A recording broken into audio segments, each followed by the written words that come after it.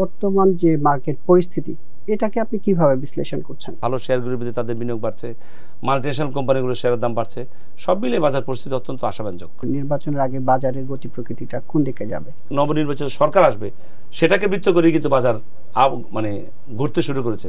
আপনারা কি আস্থা পাচ্ছেন যে পলিটিশিয়ানরা যা বলছে আসলে সেটা বাস্তবায়ন করবেন? আমরা কমিটমেন্ট নিয়েছি, তারা সেই প্রত্যাশা পূরণ করবেন কিনা দায়িত্ব তাদের কাছেই থাকলো।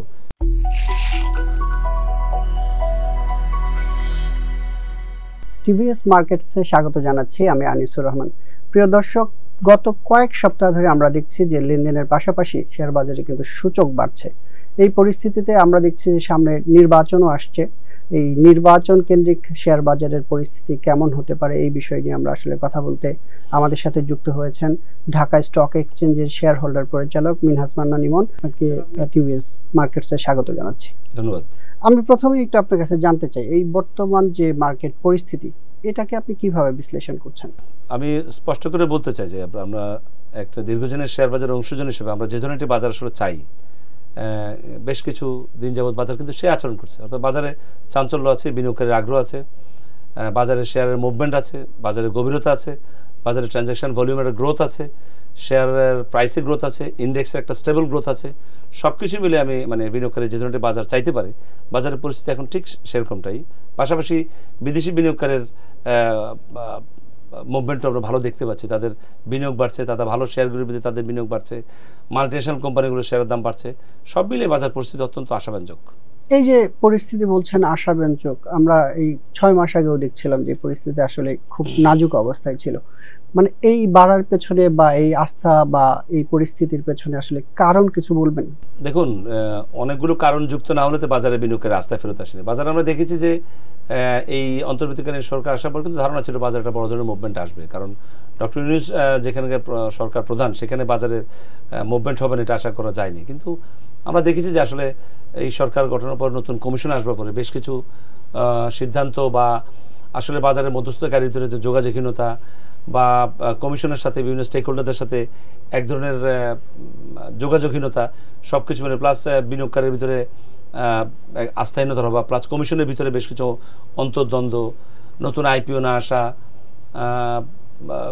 ব্যাংকগুলো সম্পর্কে ব্যাপক নেতিবাচক প্রচারণা, দেশের অর্থনীতি সম্পর্কে ব্যাপক নেতিবাচক প্রচারণা, বাজারে আমি যদি বলি যে আমাদের যেই জিডিপির গ্রোথ সে সম্পর্কে প্রচার, রিজার্ভের পরিমাণ, সব নিয়েই আসলে একটা নেতিবাচক অবস্থানের কাছে বাজারের বিনিয়োগকারী ব্যাপকভাবে আস্থা হারায়। একই সাথে নিয়ন্ত্রণ সংস্থার যে ভূমিকা বাজারে থাকবার কথা ছিল তার কিছুটা নেতিবাচক প্রভাব কিন্তু বাজারে আসে, যে তারা বিনিয়োগকারীদের আশ্বস্ত করতে পারছিল না। সব মিলিয়ে মোটা দাগে আসলে বিনিয়োগকারী বাজার সম্পর্কে আস্থা হারিয়েছিল। কিন্তু কেন এই ভালো হওয়ার পিছনে আমি যদি বলি, অনেকগুলো কারণ আপনি পাবেন। ঠিক যে কারণেই নিয়ন্ত্রণ সংস্থাকে দায়ী করা হচ্ছিল যে তারা হয়তো সঠিক কাজটি করছে না বা যোগাযোগহীনতা, সেই কাজগুলি কিন্তু এখন আসলে অনেকটাই ভালো হিসেবে ফেরত আসছে। সর্বপ্রথম হচ্ছে আপনি কমিশন খেয়াল করবেন যে তারা কিন্তু বাজারে হস্তক্ষেপ করছে না, যেটা ছিল সবচেয়ে বড় অভিযোগ, যে নিয়ন্ত্রণ সংস্থা সেকেন্ডারি মার্কেটের উপর প্রাইমারি মার্কেট হস্তক্ষেপ করছে না। প্রাইমারি মার্কেটে তো আইপিও শেয়ার নেই এখন বলা চলে, তারা আইপিওতে শেয়ার আনার জন্য স্টক এক্সচেঞ্জ চাপও দিচ্ছে না বা কোনো অন্যায় প্রভাবও বিস্তার প্রয়োগ করছেন না। একই সাথে সেকেন্ডারি মার্কেটে তাদের ভূমিকা কিন্তু একেবারে অদৃশ্য। তারা কিন্তু বাজারে সেকেন্ডারি মার্কেটের দিন দৈনন্দিন শেয়ারের দাম বাড়ছে কেন, কমছে কেন, বা কারা শেয়ার বিক্রি করছে, কারা কিনছে, এসব ব্যাপারেও কিন্তু তারা কিন্তু অনেকটা দূরবর্তী অবস্থানে আছেন। ফলে কিন্তু বিনিয়োগকারীরা আস্থা পাচ্ছেন। পাশাপাশি তারা কিন্তু বাজারকে একটা মেসেজ দিয়েছেন যে নতুন করে খারাপ আইপিও বাজারে আসবে না। এটা কিন্তু বড় একটা বিষয় কিন্তু, যেটা আমরা দীর্ঘদিন তার অভাব বাজারে দেখেছি। পাশাপাশি কমিশন কিন্তু একটা টাস্কফোর্স গঠন করেছে। কিছুটা সময়ক্ষেপণ হয়েছে বা টাস্কফোর্স থেকে যত দ্রুত কিছু প্রস্তাব আশা করছে সেটা পাওয়া যায়নি, কিন্তু টাস্কফোর্স করা দরকার ছিল, সংস্কার প্রস্তাবের দরকার ছিল, সেই কাজগুলো কিন্তু মোটা দাগে তারা সম্পন্ন করেছে এবং টাস্কফোর্স কিছু সংস্কার প্রস্তাব দিয়েছেন। এত তাড়াতাড়ি করবার বিষয় নয়, তার কিছু বাস্তবায়ন হতে হবে। পাশাপাশি আপনি খেয়াল করবেন যে সরকার কিন্তু ইতিমধ্যে কিন্তু বাজার সংক্রান্ত একজন কিন্তু অ্যাডভাইজার নিয়োগ দিয়েছেন, ডক্টর আনিসুজ্জামান চৌধুরী। উনি আসবার পরে কিন্তু যে দূরত্বের বিষয়টা, সেটা কিন্তু সেই ঘাটতিটা পূরণ উনি করেছেন। স্টেক হোল্ডারদের সাথে বাজার নিয়ন্ত্রণ সংস্থার যে একটা আমরা বলেছিলাম যে এক ধরনের দূরত্ব তৈরি হয়েছিল, সেটা কিন্তু উনি পূরণ করেছেন এবং স্টেক হোল্ডারদের সাথে কিন্তু ঘন ঘন বৈঠক করবার মাধ্যমে উনি কিন্তু নিয়ন্ত্রণ সংস্থাকে মেসেজ দিয়েছেন যে বাজারের মূল সমস্যাগুলো কী, এবং একটি একটি করে সমস্যার সমাধান কিন্তু নিয়ন্ত্রণ সংস্থা এবং আনিসুজ্জামান চৌধুরী সাহেবের সাথে মিলে আমাদের বেশ কিছু সমস্যার সমাধান করা হয়েছে, তারই সুফল কিন্তু বাজার পেতে শুরু করছে বলে আমি মনে করছি। পাশাপাশি সবচেয়ে মোটা দাগে যদি বলি সেটা হচ্ছে যে আপনি জানেন যে ইতিমধ্যে কিন্তু নির্বাচনের সময় ঘোষণা করা হয়েছে। আমাদের মধ্যে একটি উন্নয়নশীল একটি দেশে যখনই নির্বাচনের ডামাডোল বাজবে, বিনিয়োগকারীরা তখন কিন্তু উৎসাহ নতুন করে আশাতে বুক বাঁধেন। তারা মনে করেন যে বাজারে বিনিয়োগ আসবে, কারণ নির্বাচনের সময় কিন্তু বাজারে প্রচুর টাকা আসে। সেই টাকাটা কোথায় যাবে? নানা বিনিয়োগ ক্ষেত্রে তো টাকাটা যাবে, কেউ তো টাকাটা খেয়ে ফেলতে পারে না, ফলে শেয়ার বাজারে বেশ কিছু টাকা আসবে। ব্যাংকের ক্ষেত্রে যেই নেতিবাচক অবস্থান ছিল, ব্যাংকগুলো একেবারে তলানিতে ব্যাংক সম্পর্কে আস্থা ঘাটতি হয়েছিল, সেই আস্থাও কিন্তু ফেরত আসছে। দেশের রিজার্ভের পরিমাণ কিন্তু প্রায় $31 বিলিয়ন ছুঁই। এত ভালো সংবাদে বাজার ঘুরবে না এটা তো আশা করা যায় না, তারই কিছুটা প্রভাব বাজারে আসছে বলে আমি মনে করছি। সেই কারণে বাজারের সূচক ঊর্ধ্বমুখী, সেই কারণে বাজারের ট্রানজাকশন ভলিউম ঊর্ধ্বমুখী এবং বিনিয়োগকারী আস্থাও কিন্তু ইতিবাচক। আপনার কথা ধরেই বলি, আপনারা বলছিলেন যে এখন কিছু জায়গায় পরিবর্তন এসেছে, পরিবর্তনের জায়গাগুলো যদি বলি, আপনারা বলছিলেন বেশ কিছু শেয়ারের দাম বাড়ছে, দূরবর্তী অবস্থানে মানে অবস্থান করছে, বিএসসির দাম বাড়া কমার পিছনে নেই, কিন্তু রেগুলেটরি যে ওয়ার্কের মধ্যে থাকে, যে মানে ইন্টেলিজেন্সে কাজ করবে, কোথাও কোনো ব্যাড প্লে হচ্ছে কিনা সেইগুলো কি ঠিকঠাক মতো হচ্ছে? এই জায়গায় আপনাদেরও একটা রুল আছে যে আপনারা ডিএসসিতে কি ধরনের অ্যাক্টিভিটি চালাচ্ছেন সার্ভিলেন্সের ক্ষেত্রে। না, আপনি সঠিক প্রশ্ন করেছেন। এটা তো সত্য কথা যে বাজার যখন ভালোভাবে কারসাজির মাত্রাও তখন বাড়তে শুরু করবে, কিন্তু হয়েছে কি বিগত 1-1.5 বছর আপনি যেগুলো 50 টাকা শেয়ারের দাম নেমেছে আসলে 15-20 টাকাতে, তো সেটা বেড়ে যদি এখন 30 টাকা হয়, আসলে অতটা বেড়েছে কিনা বলা মুশকিল। গতকালকার দামের তুলনায় আজকে বাড়ছে, কিন্তু আমি যদি 1 বছর আগের দামের তুলনায় চিন্তা করি, তাহলে তো বাজার আসলে অনেকই সেই বাজার নিচে। কমিশন হস্তক্ষেপ করছেন এটা ঠিক, কিন্তু সে নজরদারি করছে না সেই কথাটা আমি বলবো না সেভাবে। তারা কিন্তু আমাদের একটা দাবি ছিল এমনভাবে যেন বাজারে সার্ভেলেন্সটা না করা হয়, যেন বিনিয়োগকারীর জন্য শেকি না হয়। সেই কাজটাই আমার মনে হচ্ছে কমিশন করছে, তারা তদারকি করছেন, কিন্তু বিনিয়োগকারীকে কোনো ভয়ভীতির মধ্যে আনছেন না, বা ব্রোকারদেরও কিন্তু ভয়ভীতির মধ্যে আনছেন না। প্লাস আপনি খেয়াল করবেন যে ঢাকা স্টক বেশ কিছু তদন্ত ব্যবস্থা কিন্তু নেওয়ার চেষ্টা করছে, কমিশনও করছে, কিন্তু ততটা পাবলিসিটি হচ্ছে না। ফলে বাজারে বিনিয়োগকারী কিন্তু কিছুটা আশ্বস্ত, ঠিক ভয়ভীতির মধ্যে এই মুহূর্তে নেই। আপনাকে যদি বলি, আপনারা যখন বোর্ড গঠন করলেন, তারপরে এই নতুন বোর্ড কার্যক্রম পরিচালনা করছে, আপনাদের আসলে এখন কোথায় মনোযোগ দিচ্ছেন? নতুন ভালো কোম্পানি নিয়ে আসা, সেটা এমএনসি হোক বা দেশের বড় বড় কোম্পানি হোক, এই সব জায়গায় আপনাদের একটা বড় অ্যাক্টিভিটিস থাকার কথা। আপনারা কি সেই জায়গায় যাচ্ছেন? মানে সেই অ্যাক্টিভিটিস কি আপনারা শুরু করেছেন? অবশ্যই আমরা করছি। আপনি খেয়াল করবেন ঢাকা স্টক এক্সচেঞ্জ ইতিমধ্যে কিন্তু বারবার দাবি জানিয়ে আসছে যে খুব দ্রুততম সময় সরকারি কিছু শেয়ারের যেই নতুন করে সরকারি শেয়ার অফার করা, বা অলরেডি যারা বাজার আছে তাদের যেই আরও কিছু শেয়ার যে বাজারে ছাড়া যায়। পাশাপাশি দীর্ঘদিনের দাবি ছিল বহুজাতিক কোম্পানির শেয়ারগুলিকে বাজারে লিস্টেড করা, যেটা আসলে পৃথিবীর অন্যান্য দেশে আছে কিন্তু বাংলাদেশে নেই। আপনি যদি ভারতবর্ষে যান দেখবেন যে মাল্টিনেশনাল কোম্পানি একটা পর্যায়ে টার্নওভার তার গেলেই তাকে বাধ্যতামূলকভাবে শেয়ার ছাড়তে হয়, অথবা বহুজাতিক কোম্পানি হলেই একটা সময় পরে তাকে শেয়ার বাজারে আসতে হয়, কিন্তু বাংলাদেশে তার প্রয়োগ নেই। এটা খুবই দুর্ভাগ্যজনক। সে দাবি কিন্তু আমরা জানিয়ে আসছি, এবং ডক্টর আনিসুজ্জামান চৌধুরীর মাধ্যমে কিন্তু সে দাবি সরকারের সর্বোচ্চ পর্যায়ে দিয়েছে। আপনি খেয়াল করবেন কমিশনের সাথে কিন্তু অলরেডি উচ্চ পর্যায়ে বৈঠক হয়েছে, যেখানে ডক্টর ইউনূসও কিন্তু একটি মিটিংয়ে প্রস্তাব দিয়েছেন যে দ্রুততম সময়ে বহুজাতিক কোম্পানিগুলোর শেয়ারগুলি বাজারে আনা, সরকারি শেয়ারগুলিকে বাজারে আনা, দরকার হলে বিদেশ থেকে যদি কোনো কনসালটেন্ট বা অ্যাডভাইজার নিয়োগ আনতে হয়, বা বুদ্ধিভিত্তিক কিছু বিষয় যদি লাগে সেটার প্রয়োগের কথা তিনি বলেছেন। অর্থাৎ বাজার সম্পর্কে যা যা করণীয় সেভাবেও কিন্তু উনি আলোকপাত করেছেন। ফলে ঢাকা স্টক এক্সচেঞ্জ এবং কমিশন, নিয়ন্ত্রণ সংস্থা সবাই কিন্তু এই মুহূর্তে বহুজাতিক কোম্পানিগুলো আনবার ক্ষেত্রে, প্লাস সরকারের কিছু শেয়ার যদি নতুন করে ছাড়া যায় তার বিষয়ে কাজ করছেন। পাশাপাশি ঢাকা স্টক এক্সচেঞ্জ কিন্তু একটা উদ্যোগ নিয়েছে, প্রবাবল যে সকল আইপি বাজারে আসতে পারে বিভিন্ন সেক্টর, ফার্মাসিউটিক্যাল, ইঞ্জিনিয়ারিং সেক্টর, প্রায় 40 থেকে আরম্ভ করে 100টি কোম্পানির নতুন প্রবাবল আইপিওর একটা সম্মেলন করবার সিদ্ধান্ত হয়েছে, এবং আমরা দ্রুতই কিন্তু আমরা একটা দিনব্যাপী একটা প্রোগ্রাম করবো, যেখানে প্রায় 100টির মতো প্রবাবল আইপিওর চেয়ারম্যান, এমডি বা তাদের সিএফও, তারা সম্মেলনে একটা টিম তাদেরকে দাওয়াত অলরেডি দেওয়া হয়েছে। আমরা দ্রুতই একটা প্রোগ্রাম করব যেখানে এই সম্ভাব্য আইপিওগুলোর উদ্যোক্তাদের সাথে বেশ কিছু আলোচনা করব, এবং বাজারে আসবার সুফল সম্পর্কে তাদেরকে এক ধরনের প্রচারণা করা হবে। আমি আপনার কথা ধরেই একটু বলি যে আপনারা বাইরের কোম্পানি, সরকারি কোম্পানি, এমএনসি, বহুজাতিক কোম্পানি থেকে শুরু করে অনেক কোম্পানি নিয়ে আসার কথা বলছেন, আপনারা কবে লিস্টেড হবেন? এটা আপনি ভালো প্রশ্ন করেছেন। অবশ্যই এই প্রশ্ন তো সবসময় আসছে। খেয়াল করুন, ঢাকা স্টক এক্সচেঞ্জ কিন্তু ডিভিশনের সবার পরে তার একটা নিয়মতান্ত্রিক উপায়, তার কিন্তু প্রথমে স্ট্র্যাটেজিক পার্টনার কাছে শেয়ার বিক্রি করতে 25%, সেটা কিন্তু আমরা সফলভাবে সম্পন্ন করেছি। তার মধ্যে বলা আছে কিন্তু 35%, 40% শেয়ার আপনার কাছে থাকবে, 35% আবার বাজারে ছাড়তে হবে। সেটাও আমি মনে করি অনেক আগে করতে হলে ভালো হতো। কিন্তু আপনাকে মনে রাখতে হবে যে একটা সঠিক সময় কিন্তু সেই বাজারে শেয়ারটা আনতে হবে। ঢাকা স্টকে শেয়ার লিস্ট করে যদি সে বাজারের উপর নেতিবাচক প্রভাব হয়, তাহলে তো না শেয়ার হোল্ডাররা ভালো দাম পাবে, না বাজার উপকৃত হবে। প্লাস ঢাকা স্টকে বর্তমান যে ব্যালেন্স শিটের অবস্থান, সেখানে তার অপারেটিং ইনকাম নেই, অপারেটিং লস, তার যেই রাখা গচ্ছিত তার যে এফডিআর আছে, তার সুদ দিয়ে মূলত ঢাকা স্টক লাভে যায়। ফলে অপারেটিং প্রফিটে না যাওয়া পর্যন্ত, একটা ভালো ইপিএস না আসা পর্যন্ত কাঙ্ক্ষিত মূল্য তো আইপিও থেকে পাওয়া যাবে না। ফলে বিনিয়োগকারী কথা আপনি যেভাবে বলেন না কেন, যারা মূল মালিক শেয়ার বাজারে, যারা মূল শেয়ার হোল্ডার, যারা 35% শেয়ার হোল্ডার, তারা তো একটা ভালো দাম পেতেই চাবে, সেটা তার নাগরিক অধিকার। ফলে শেয়ার বাজারের ঢাকা স্টকে যদি ব্যালেন্স শিটের অবস্থানটা ভালো এবং স্বচ্ছ অবস্থানে না যায়, যেটা কিন্তু এই নতুন যে আমাদের এখন পরিচালনা পর্ষদ আছেন, যোগ্য এবং সৎ যে পরিচালনা পর্ষদ, তাদের নেতৃত্বে দ্রুত কিন্তু এই ব্যালেন্স শিট চেঞ্জ হচ্ছে এবং আমরা কিন্তু অত্যন্ত আশাবাদী যে 1-2 বছরের ভিতরে ব্যালেন্স শিটে একটা বড় ধরনের প্রফিট আমরা দেখতে পাবো। সঙ্গত কারণে তখন আমাদেরই আগ্রহ হবে দ্রুততম সময় কী করে ঢাকা স্টকের ওই শেয়ারহোল্ডারদের শেয়ারটাকে বাজারে সেকেন্ডারি মার্কেটে আনা যায়। এটা আমরাই উদ্যোগ নিয়ে দ্রুততম সময় নিয়ে আসবো, কারণ শেয়ারটা বিক্রি হতো আমরাই টাকাটা পাবো। ফলে আমাদের তো আসলে পিছিয়ে থাকবার কথা নয়।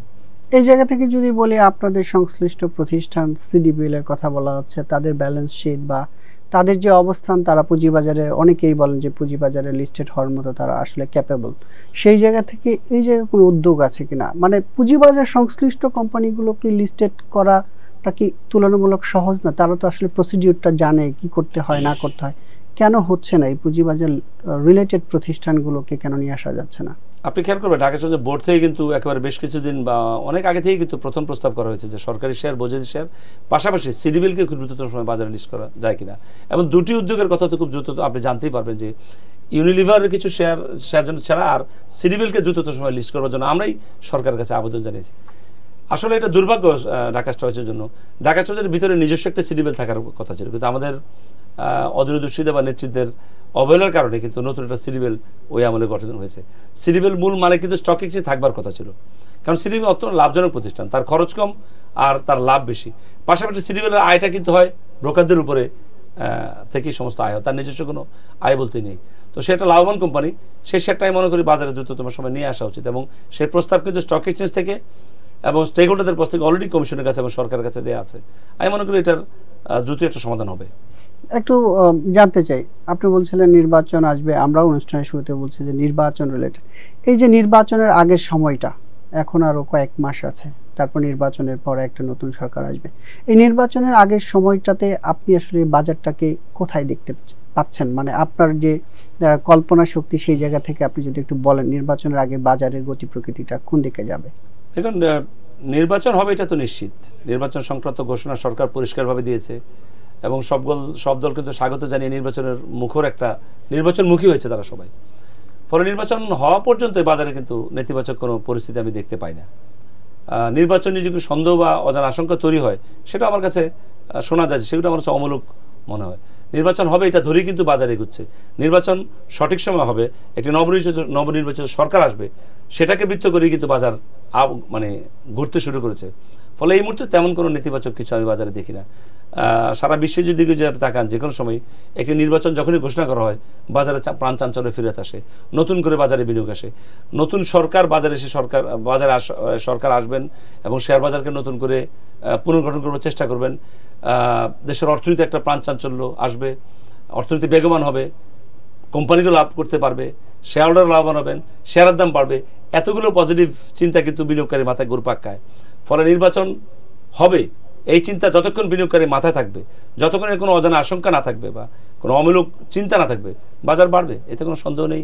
ভলিউম বাড়বে, ইন্ডেক্স বাড়বে, বাজারের বিনিয়োগের আস্থাও বাড়বে। আমরা দেখছিলাম যে আপনারা সবশেষ গত 3-4 মাসে যতগুলো প্রোগ্রাম করেছেন, রাজনৈতিক ব্যক্তিবর্গকে ডেকেছেন, তাদের মতামত নিয়েছেন, বাজারে তাদেরকে ইনভলভ করার একটা চেষ্টা চলছে। তাদের কাছ থেকে আমরা অনেক ধরনের কথাও শুনছি। আপনারা কতটা আশ্বস্ত হলেন যে পলিটিক্যাল গভর্নমেন্ট যখন আসবে, এটা কেউ কেউ বলছেন যে তারা স্টেক নেবেন বাজারের, এটা কি কথার কথা না? আপনাদের কাছে মনে হচ্ছে যে আসলেই তারা একটা অবস্থান নেবেন বাজারের পক্ষে বা বাজারকে ওন করবেন? আমি আপনার এই সকল প্রশ্নের সাথেই সুর মিলিয়ে বলতে চাই যে আমি ধন্যবাদ দিতে চাই ঢাকা ডিএসসি ডিবিএ যেটা আছে, ডিসি ব্রোকার্স অ্যাসোসিয়েশন, যেটা তার প্রেসিডেন্ট সাইফুল ইসলামকে, তার উদ্যোগে কিন্তু বেশ কয়েকটি প্রোগ্রাম ডিবিএ করেছে। যারা বাজারে স্টেক হোল্ডারদের পাশাপাশি তারা কিন্তু রাজনৈতিক ব্যক্তিদেরকে দাওয়াত দেয়। অনেকেই এটাকে প্রশ্ন দেন তাদেরকে কেন। দেখুন, নির্বাচনের পরে তো রাজনৈতিক একটি সরকারি দেশে আসবে, একটা নির্বাচিত সরকার আসবে। এখনকার সরকার তো নির্বাচিত সরকার নয়, তারা একটা সাময়িক নির্বাচন পরিচালনা করবার একটি সরকার। নির্বাচিত সরকার না আসা পর্যন্ত বাজার সম্পর্কে বড় কোনো প্রত্যাশা করা ভুল হবে। ফলে সামনে যেই নির্বাচন করে জিতে আসুক, তাদের কাছ থেকে প্রত্যাশা কি, তারা বাজার সম্পর্কে কি ভাবছে, সেটাকে আলোকপাত করবার জন্য কিন্তু ডিবি উদ্যোগটা নিয়েছে। এবং সেখানে আপনি দেখেছেন বিএনপি, জামাত এবং এনসিপি তাদের নেতাদেরকে কিন্তু বারবারই ডায়াসে তোলা হয়েছে, তাদেরকে প্রশ্ন করা হয়েছে আপনার বাজার সম্পর্কে কি বলতে যাচ্ছেন। এবং আপনি খেয়াল করবেন যে বাংলাদেশের জাতীয়তাবাদের একজন বড় একজন নেতৃবৃন্দ তাকে ডাকা হয়েছে, উনি কিন্তু বারবারই বলেছেন যে তাদের সরকার যদি ক্ষমতায় আসেন তাহলে কিন্তু তারা এই শেয়ার বাজারকে ওন করবেন। এই যে প্রত্যাশাগুলি, জামায়াতেও কিন্তু তারা একজন যে বলছেন, তারা বলেছেন বাজারকে তারা মূল্যায়ন করবেন। এনসিপি যে যারা অল্প বেশি নেতৃবৃন্দ, তারাও কিন্তু বলেছেন বাজার নিয়ে তারা চিন্তা ভাবনা করবেন। অর্থাৎ রাজনৈতিক নেতৃবৃন্দের একটা দূরদৃষ্টি চিন্তাভাবনা বা রাজনৈতিক নেতৃবৃন্দের মুখ থেকে বাজার সম্পর্কে কিছু চিন্তাভাবনা, তারা ভবিষ্যতে কী কর্মপরিকল্পনা, এই কথাগুলো তাদের মুখ দিয়ে আনবার জন্য কিন্তু অনুষ্ঠানগুলো একের পর এক বেশ কয়েকটি প্রোগ্রাম কিন্তু এই ব্রোকার সেশন করেছে, যার সুফল কিন্তু বিনিয়োগকারীর কাছে গেছে। এবং বিনিয়োগকারী খেয়াল করবেন, এই বক্তব্যগুলি আসার পর অনেকে কিন্তু বাজার নতুন করে বিনিয়োগ নিয়ে এসেছেন, বাজারমুখী হয়েছেন। এই যে আমরা দেখি যে রাজনীতিবিদরা সবসময় প্রতিশ্রুতি দেয়, আপনাদেরও প্রতিশ্রুতি দিচ্ছে, এই প্রতিশ্রুতির পালে একটা হাওয়া লাগছে, লাগার ফলে হচ্ছে আমরা দেখছি যে মানুষজনের বিনিয়োগ যে চাহিদা সেটা অনেকটাই বেড়েছে, ফরেন ইনভেস্টররা মাঝখানে আসছেন, কথা টথা বলছেন। আপনারা কি আস্থা পাচ্ছেন যে পলিটিশিয়ানরা যা বলছে আসলে সেটা বাস্তবায়ন করবেন, বা এই ধরনের মানে আপনাদের বিশ্বাসের জায়গাটা যদি একটু বলেন যে আসলে তারা কি এই পুঁজিবাজারকে ওন করতে পারবেন? না, দেখুন, আমরা কেবল প্রত্যাশার কথা জানতে পারি, আমরা কমিটমেন্ট নিতে পারি। কমিটমেন্ট বাস্তবায়ন হবে কিনা বা ভবিষ্যতে এই কথা নির্বাচিত সরকার রাখবে কিনা, এ সম্পর্কে তো কোনো কমিটমেন্ট করা আমার পক্ষে সম্ভব নয়। আমরা যেটা করবার চেষ্টা করেছি, ডিবিএ যেটা করবার চেষ্টা করেছে, ঢাকা স্টক এক্সচেঞ্জ যেটা করবার চেষ্টা করেছে, স্টেক হোল্ডারদের সাথে মুখে রাজনৈতিক কিছু নেতৃবৃন্দকে এনে রাজনৈতিক দলের একটা বক্তব্য সেখানে আনার চেষ্টা করা আছে, যেন করে যে কারণে তারা ক্ষমতায় আসবার সময় এই কথাগুলো কিন্তু তাদের সামনে আসবে যে আপনারা কিন্তু এই ধরনের কমিটমেন্ট করেছিলেন। কমিটমেন্ট করা আবার কমিটমেন্ট বরখেলাপ করা দুটো আলাদা জিনিস। আমরা কমিটমেন্ট নিয়েছি, তারা সেই প্রত্যাশা পূরণ করবেন কিনা দায়িত্ব তাদের কাছেই থাকলো। প্রত্যাশা পূরণের দায়িত্ব তো রাজনৈতিক দলগুলোর, বিনিয়োগকারীর না। না, ওই যে বিনিয়োগকারীরা অনেক সময় বলেন যে পুঁজিবাজারে ডেকে নিয়ে এসে তাদেরকে নিঃস্ব করা হয়। তো এই যে মেসেজগুলো দেওয়া হচ্ছে, এটা কি আবার এই ধরনের কোনো কিছুর দিকে যাবে কিনা আফটার ইলেকশন, বা তারপরে যদি মানে এটার প্রতিফলন না দেখে বিনিয়োগকারীরা সেই সময় হয়তো অভিযোগ করবে যে আমাদেরকে ডেকে নিয়ে আসা হয়েছিল, তারপরে আমাদেরকে ছেড়ে দেওয়া হয়েছে। এই জায়গা থেকে আসলে আপনার জায়গাটা আমি শুনতে চাই, আপনি কি ট্রাস্ট করতে পারছেন কিনা? বিনিয়োগকারীদের কি বলবেন, তাদেরকে কি ট্রাস্ট করা যায়? কারণ আপনার একটা দীর্ঘ কেরিয়ার এই মার্কেটে, পলিটিশিয়ানদের সাথে থেকে শুরু করে সব সরকারের সাথে আপনারা ডিল করেছেন, আপনারা আসলে কি বুঝতে পারছেন? না, আপনি সঠিক প্রশ্ন করেছেন যে বিনিয়োগকারীতে আসলে বারবার প্রতারিত হয়েছে। আসলে বিনিয়োগকারীতে বাজারে প্রতারিত হওয়ার কথা নয়, বিনিয়োগকারীর আস্থা অর্জন করবার কথা বাজার থেকে। বিনিয়োগকারীর এই আস্থাটাকে ধরে রাখবার দায়িত্ব ছিল কিন্তু আমাদের এবং নিয়ন্ত্রণ সংস্থার বা বাজার সংশ্লিষ্ট যারা নেতৃবৃন্দ আছে তাদের। কিন্তু আমরা বিগত দিনে কি দেখেছি, আমরা দেখেছি নিয়ন্ত্রণ সংস্থা যারা নিয়োগ পেয়েছেন তারা হচ্ছে রাজনৈতিক কি বলে যে আশীর্বাদ পুষ্ট, যারা তৎকালীন সরকার প্রধান কি বলেছেন তার জয়গান করেছেন, তারা তৎকালীন সরকার প্রধানের যে বাবা তাকে নিয়ে জয়গান করেছেন, তারা বাজারে বিনিয়োগকারীর স্বার্থ চিন্তা করেননি। আপনি বাজারে তখন দেখতেন সরকারের মদতপুষ্ট যে সকল উদ্যোক্তা তাদেরকে নানা অন্যায় সুযোগ সুবিধা দেওয়া হয়েছে, সরকারের মদতপুষ্ট যে সকল বড় বড় বিনিয়োগকারী তাদেরকে নানা রকম ছাড় দেওয়া হয়েছে, তাদেরকে জরিমানা করা হয়নি, তাদেরকে শাস্তির আওতা হয়নি, নানা পরিমাণে ব্যাপক পরিমাণে বলবো যে নানা নিম্নমানের এবং মানহীন আইপিওকে বাজার লিস্ট করা হয়েছে। সরকারি প্রভাব যুক্ত হয়ে এ সকল আইপিও বাজার কাছ থেকে টাকা নিয়েছে, অবৈধ প্লেসমেন্ট বিক্রি করে শেয়ার বাজার টাকা তুলেছে। আপনি বিগত 12-14 বছর দেখবেন অজস্র রিপোর্ট আছে পত্রপত্রিকায়, টিভিতে, যেখানে মানহীন আইপিওর ব্যাপারে প্রতিবাদ করা হয়েছে, রিপোর্ট এসেছে। নিয়ন্ত্রণ সংস্থা একটু ব্যবস্থা নেয়নি, কারণ তখন রাজনৈতিক সরকারের মদতপুষ্ট যে লোক তাদের বিরুদ্ধে সিদ্ধান্ত নেবার ক্ষমতা কিন্তু ওই নিয়ন্ত্রণ সংস্থা ছিল না, কারণ তারাও রাজনৈতিকভাবে আশীর্বাদ পুষ্ট। ফলে সে জায়গা থেকে একজনের পরিবর্তন কিন্তু আছে, আপনাকে মানতে হবে। এখনকার যে কমিশন, আমি হলফ দিয়ে আপনাকে বলতে পারি, এই কমিশনের না চেয়ারম্যান না 4 জন নির্বাচন কমিশনার, তারা রাজনৈতিক প্রভাব মুক্ত, তাদের কোনো অসৎ উদ্দেশ্য নেই, ও তারা যাদের স্বক্ষেত্রে তারা যোগ্য কতটা করতে পারলেন সেটা সময় বিচার করবে। কিন্তু এই মুহূর্ত পর্যন্ত আমি তাদের সততার ঘাটতি দেখিনি, তাদের যোগ্যতার ঘাটতি দেখিনি। অনেক অভাব অভিযোগ আছে, অনেক বিতর্ক আছে। তো মোটা দাগে তারা যে ভালো কাজ নাই করেন, তাই বাজারে আপনি ভালো কি করে পাচ্ছেন, কি করে ভলিউম বাড়ছে, কি করে আস্থা বাড়ছে, কি করে বাজারে বিনিয়োগকারী আবার ফেরত আসছে, কোনো না কোনো ভালো কাজ তো হয়েছে। কাজে আগের যেই অন্যায় অবিচারগুলো তার থেকে কিছুটা বাজার মুক্ত, প্লাস নিয়ন্ত্রণ সংস্থার ভিতরেও কিছু অনেক ধরনের অন্যায় অনাচার আমরা দেখেছি। সেখানেও কিন্তু নিয়ন্ত্রণ সংস্থার বর্তমান প্রধান এবং কমিশনকে অত্যন্ত কঠোর হতে দেখেছি এবং তারা সফল কাম। সেখানেও কিন্তু এখন আর দুষ্টের লালন হয় না। এই জায়গা থেকে কিন্তু বাজার এখন মুক্ত, কমিশন নিজেও কিছুটা মুক্ত। কেবল সামনেই বোঝা যাবে তারা কতটা ভালো কাজ করেছে।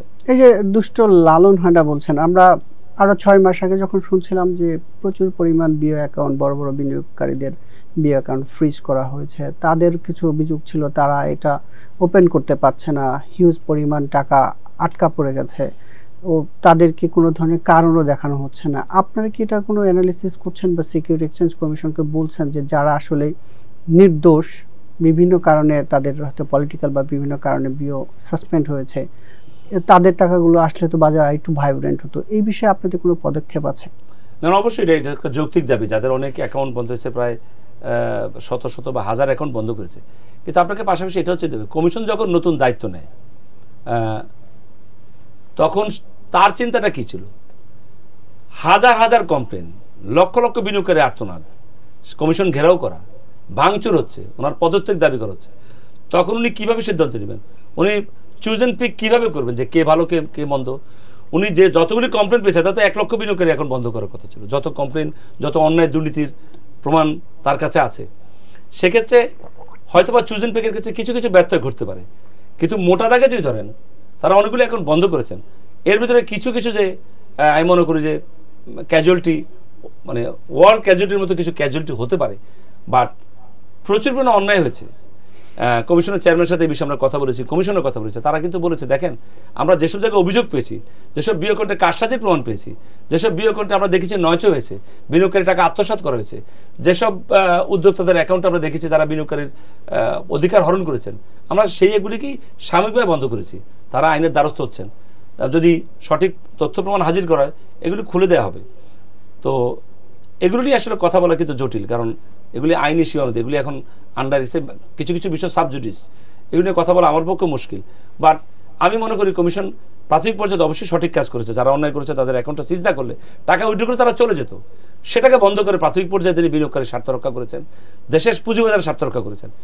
এখন হয়তো বা সময় এসেছে, আমি মনে করি কমিশনের কাছে আমারও বিনীত আবেদন থাকবে, যদি আরেকটু পুনঃ তদন্ত করে যারা যারা নির্দোষ, যারা হয়তোবা অপরাধের মাত্রা তাদের কম, যাদেরকে হয়তোবা ছাড় দেওয়া যেতে পারে, তাদের যদি কিছুটা লিনিয়েন্ট একটু ভূমিকা দেখা যায়, লিনিয়েন্টভাবে তাদেরকে দেখা হয়, হয়তো কিছু কিছু ব্যক্তিবর্গ বা প্রতিষ্ঠান হয়তোবা কিছুটা উপকৃত হতে পারে এবং তাদের টাকা বাজারে হয়তোবা আসতে পারে।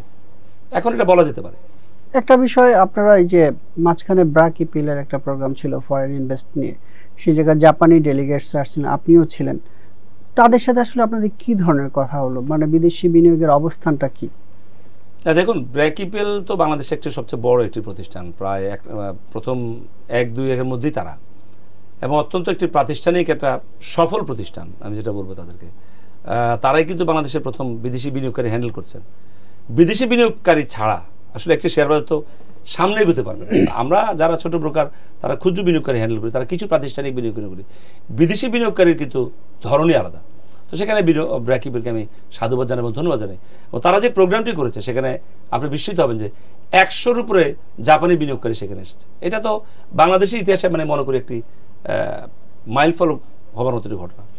সেখানে কিন্তু আমাদের অ্যাডভাইজার আনিসুজ্জামান সাহেব ছিলেন, আমাদের কমিশনের চেয়ারম্যান সাহেব ছিলেন, কমিশনার ছিলেন। আমি একটু করে দিই, লিঙ্ক করে দিই। আমরা দেখছি যে বিদেশি বিনিয়োগ বাড়ানোর জন্য আগের কমিশন দেশ বিদেশে বিভিন্ন জায়গায়, বিদেশে প্রচুর, এবার দেশে ইনভেস্টমেন্ট সামিট হয়েছে। আসলে সেই সময় প্রতিশ্রুতির কথা শুনেছি যে আসবে বিদেশি বিনিয়োগ, আসবে, আমরা বীজ রোপণ করছি, গাছ হবে, আসবে। এইবারের যে আসলো, আসলে প্রতিশ্রুতি পাওয়া গেল না আসলে কনক্রিট কিছু মনে হচ্ছে যে আসলে ফরেন ইনভেস্টমেন্টের একটা রাস্তা তৈরি হচ্ছে তারা আসলে আপনার আসবে? প্রশ্নের মধ্যেই তো সকল উত্তর নিহিত। বিদেশি বিনিয়োগকারী আপনি আনবেন, রোড শোর নামে যে তামাশা গত কমিশন করেছে এবং দেশের এই মূল্যবান বৈদেশিক মুদ্রার যে অপচয় এবং নষ্ট করেছে, এজন্য তৎকালীন কমিশন যে সর্বোচ্চ প্রধানের বড় ধরনের শাস্তি হওয়া উচিত। কারণ ওটা ছিল একটা বাহাস, ওটা ছিল একটা তামাশা। এটা জাতির সাথে একটা তামাশা করা হয়েছে, বিদেশি বিনিয়োগকারী যে তামাশা করা হয়েছে, শেয়ার বাজারকে একটা হাস্যকর প্রতিষ্ঠানে পরিণত করেছে, যেটা থেকে এই কমিশন অনেক দূরে। এই কমিশন মনে করে এই জাতীয় কাজ তারা করবে না, কিন্তু ব্র্যাকিপেল সেই কাজটাই করেছে যে কাজটা বহু আগে করবার দরকার ছিল। আপনি বলছেন বিদেশি বিনিয়োগকারী আসবে, আর ব্র্যাকিপেল বিদেশি বিনিয়োগকারী বাংলাদেশে নিয়ে এসেছে, দুটোর মধ্যে কিন্তু আকাশ পাতাল পার্থক্য। 109 জন জাপানি বিনিয়োগকারী বাংলাদেশে আসা, কয় টাকা বিনিয়োগ করবে অনেক পরের কথা, কিন্তু বিদেশি বিনিয়োগকারী বাংলাদেশে প্লেনে করে এসে বিনিয়োগ সম্মেলনে উপস্থিত হওয়া, যেখানে কমিশন চেয়ারম্যান এবং শেয়ার বাজার অ্যাডভাইজার, বাংলাদেশ ব্যাংক গভর্নর এবং বাংলাদেশের বড় বড় ব্যবসায়ী এবং বিনিয়োগকারী অনেকে উপস্থিত ছিলেন। এটা বিশাল ঘটনা এবং আমি অনেক আশাবাদী যে কালকে হয়তো বা ইউসিবিএল, লঙ্কা বাংলা, সিটি ব্রোকারেজ যারা আছে, আইডিএলসি, তারাও এই প্রোগ্রামগুলো করবে। তো এতগুলো প্রোগ্রাম যখন হবে, এতগুলো বিনিয়োগকারীর জন্য বাংলাদেশের বিনিয়োগ সম্পর্কে জানতে পারবে, বাংলাদেশের বাজার সম্পর্কে জানতে পারবে, তখন বাজার কোথায় যাবে? আপনার বিদেশের রোড শো করে তামাশা করবার দরকার নেই তো, আপনি বাংলাদেশের রোড শো করে বিদেশি বিনিয়োগকারীকে বাংলাদেশে নিয়ে আসবেন, সেটা হচ্ছে প্রকৃত সফলতা, যেটা ব্র্যাকিপেল করে দেখিয়েছে। ছোট করে একটু জানতে চাই, আপনাদের ডিএসসির যে এমডি পদটা দীর্ঘদিন ধরে ফাঁকা, এবং আরো কিছু পদ ছিল যাদের চিফ এক্সিকিউটিভ যারা ছিল তাদের পদগুলো ফাঁকা ছিল, কিছুটা ফিল আপ করা আছে। এমডি নিয়োগের ব্যাপারে আপনাদের আসলে অবস্থান কোথায়, মানে কতটুকু আগাইলেন, মানে এরকম একটা প্রতিষ্ঠানে কেন এমডি পাওয়া যাচ্ছে না? এটা একটা দীর্ঘজনের অভিযোগ ঢাকা স্টক এক্সচেঞ্জ সম্পর্কে। আসলে পিছনের কিছু কথা আপনাকে জানতে হবে। সেটা হচ্ছে এই ধরুন, কালকে যেটা ব্যাংকের এমডি চাওয়া হয় 50 জন আবেদন করতে পারে, আর ডিএমডি আবেদন করবে 500 জন, আর তার নিচে তো ব্রাঞ্চ ম্যানেজার আপনি 10,000 আবেদন পাবেন। কিন্তু ঢাকা স্টকে এমডি যখন আবেদন চাবেন, আবেদন অনেক পাবেন, কিন্তু এমডি হবার মতো লোক পাওয়া যায় না, কারণ এটার অভিজ্ঞতা আসলে কারণ নেই। ঢাকা স্টক এক্সচেঞ্জ তো দুইটা নেই, স্টক এক্সচেঞ্জ বাংলাদেশে, চিটাগাং স্টক এক্সচেঞ্জ ছোট প্রতিষ্ঠান। ঢাকা স্টকে এমন না যে এর আগে অনেক এমডি ছিল, ফলে এখানে এমডি পাওয়াটা বায়োডাটা ওয়াইজ একটু কঠিন, প্লাস অভিজ্ঞতা তো নেই বললেই চলে। প্লাস আরেকটা জিনিস হয়ে গেছে, নিয়ন্ত্রণ সংস্থাগুলো বিগত দিনে যে পরিমাণে প্রভাব স্টক এক্সচেঞ্জ ব্যবহার করেছেন, প্লাস রাজনৈতিক মতাদর্শের share holder director plus independent director যারা এখানে ছিলেন, তাদের মধ্যে যে পরিমাণ প্রভাব বিস্তার, রাজনৈতিকভাবে প্রভাব বিস্তারকে যে সকল ব্যক্তিবর্গ ছিলেন, তারা এমডির উপর অন্যায় প্রভাব ব্যবহার করেছেন। ফলে আসলে এখানে তাদের জন্য কারোই কর্মস্থলটা খুব সুখকর ছিল না। একদিকে নিয়ন্ত্রণ সংস্থার চাপ, আরেকদিকে রাজনৈতিক মদতপুষ্ট বিভিন্ন পরিচালকের চাপ, এই দুয়ের সংঘাতে আসলে কোনো এমডির পক্ষে সহজভাবে কাজ করা এখানে কঠিন ছিল। সেই পরিবেশ এখন মুক্ত, কিন্তু এখন আবার এই প্রসেস করে ভালো এমডি পাওয়াটা, আমরা বিজ্ঞাপন দিচ্ছি কিন্তু আমাদের কাঙ্ক্ষিত এমডি আমরা পাই না। আপনি মনে করবার কারণ নেই। আপনারা কি বিদেশি খুঁজছেন না দেশেই খুঁজছেন? দেখুন, বিদেশি বিনিয়োগ কি বলে যে ডিরেক্টর এমডি বা কোনো কর্মকর্তা আনবার ক্ষেত্রে আমাদের কোনো বাধা নেই। আমরা কিন্তু বিদেশি একজন ব্যবস্থাপক পরিচালক ক্ষেত্রে চেষ্টা করেছিলাম, কিন্তু আসলে ব্যাটে বলে মিলছে না। আমরা কিন্তু ইতিমধ্যে একজন বিদেশি কনসালটেন্ট এনে আমাদের এই যে সংস্কারের ভিত্তিতে আমাদের সার্ভিলেন্স একজন চেষ্টা করছে, সার্ভিলেন্স কার্যক্রম একজনকে এখানে আনা যায় কিনা, বিকজ আমাদের সার্ভিলেন্সের পুরনো লোক দিয়ে তো পুরনো ধ্যান ধারণায় বাজারের কাজটা ধরার সম্ভব হচ্ছে না। সো নিশ্চয়ই তৃতীয় নয়নের বাজারটাকে দেখা দরকার, যাতে তারা এখানে কাজগুলো ধরতে পারে, সে চেষ্টা করছে। ঢাকা স্টক এক্সচেঞ্জ বোর্ড বসে নেই, ঢাকা স্টক এক্সচেঞ্জ বর্তমান যে পরিচালনা পর্ষদ অত্যন্ত যোগ্য এবং সৎ, তারা প্রত্যেকে প্রচুর সময় দেন এবং তারা চেষ্টা করছেন দ্রুততম সময় একটা নতুন করে এমডি বা যে পদগুলো খালি আছে, ইতিমধ্যে অনেকগুলো হয়েছে। আমরা একজন সিটিও নিয়োগ দিয়েছি, আমরা সিইও নিয়োগ দিয়েছি, আর বাকিরা অ্যাক্টিং আছেন। খুব দ্রুততম সময় কিন্তু বাকি পদগুলো নিয়োগ হয়ে যাবে। আমরা অনুষ্ঠানটা শেষ করব, তার আগে আপনারা একটু জানতে চাই বিনিয়োগকারীদের এই ইলেকশন কেন্দ্রিক মার্কেটের গতিবিধি এবং ইলেকশনের পরবর্তীতে যে গতিবিধি হবে, এই জায়গায় আসলে বিনিয়োগকারীরা কি চিন্তা করবে, তাদের আসলে অ্যাকশন কি হওয়া উচিত, তাদের তাদের বিনিয়োগ যাতে নিরাপদ থাকে, তারা আসলে কি করতে হবে? আপনি দীর্ঘদিনের আপনার ক্যারিয়ার, আপনি যদি তাদের জন্য ছোট করে কিছু পরামর্শ দেন। না, সকল বক্তব্যতে আমি বলেছি বাজারের ইতিবাচক সকল এলিমেন্টগুলি বিদ্যমান। দীর্ঘদিন বিনিয়োগকারী সাফার করেছে, কিন্তু বাজারে যদি আপনি গত কয়েকদিনে দেখেন, বাজারের মুভমেন্ট কিন্তু অত্যন্ত সাবলীল এবং অত্যন্ত একটা পজিটিভ একটা ভাইব বাজারে কাজ করছে। বিনিয়োগকারী কিন্তু হতাশ না, শেয়ারের দাম উঠে পড়ে গেলে কিন্তু আবার উঠছে। এই যে বাউন্স ব্যাক হওয়াটা, এটা হচ্ছে বিনিয়োগের আস্থা ফেরবার সবচেয়ে প্রধান উপকরণ। শেয়ারটা কিনলে শুধু নিচে নামে নিচে নামে নিচে নামে, কোনোই আর মানে তলানি খুঁজে পাওয়া যায় না, তখন আর বিনিয়োগকারী বাজারে আসতে চায় না, থাকতেও চায় না, নতুন করে আসতেও চায় না। পরামর্শ কি এক্ষেত্রে পরামর্শ, এখন বিনিয়োগকারী ভালো ভালো শেয়ারগুলোর ক্ষেত্রে কিন্তু খেয়াল করবেন, নজর কিন্তু বেশি, যারা দীর্ঘমেয়াদী ভালো করবে, মাল্টিনেশনাল কোম্পানিগুলো, যেসব কোম্পানিগুলো দীর্ঘদিন প্রমাণ করেছে তারা ভালো ডিভিডেন্ড দিয়েছে, যাদের ব্যালেন্স শিটগুলো প্রমাণিত, যাদের কন্টিনিউয়াস ইপিএস গ্রোথ ছিল, সেই কোম্পানিগুলিতে আপনি বিনিয়োগ করলে এই মুহূর্তে ক্ষতিগ্রস্ত হওয়ার সম্ভাবনা কম। বাজারে জাল জয়চুরি শেয়ারগুলো খেয়াল করবে, সেগুলো কিন্তু এখন আউট অফ দি বাউন্ডারি, সেখানে বিনিয়োগকারী যাচ্ছে না। বিনিয়োগকারী প্যাটার্নও কিন্তু কিছুটা চেঞ্জ হয়েছে। তাই বাজার যখন আরও বাড়বে, কোনো সন্দেহ নেই তখন রিস্কের পরিমাণও বাড়বে। একটাই বাজারে এখানে আশঙ্কার কারণ হচ্ছে নতুন করে আইপিও আসছে না।